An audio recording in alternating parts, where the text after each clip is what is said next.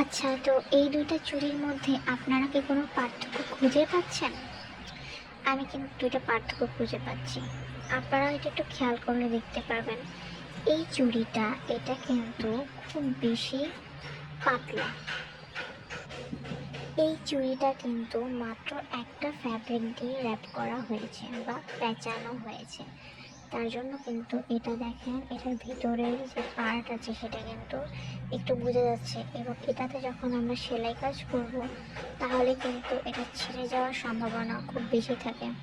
অনেকে কিন্তু এটার উপরে সেলাই করে দেয়, এবং যখন তারা অর্ডার করে পেয়ে যায় তারা কিন্তু বুঝতে পারে এই চুড়িগুলো কিন্তু পরে দিয়ে ছিঁড়ে যায়, বা অনেক সময় সেলাইয়ের কারণে এই জায়গাগুলো ছিঁড়ে যায়।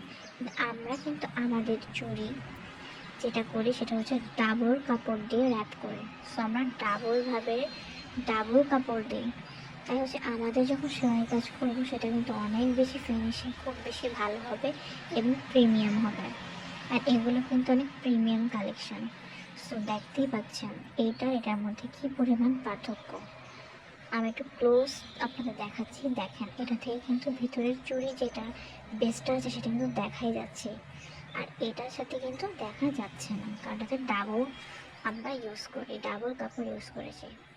সো দেখতেই পাচ্ছেন আমাদের কোয়ালিটি কতটা ভালো, কারণ আমরা আমাদের কোয়ালিটি ধরে রাখার খুবই ভালো চেষ্টা করি, এবং সবচাইতে ভালো যেটা সেটাই আপনাদের সাথে শেয়ার করব।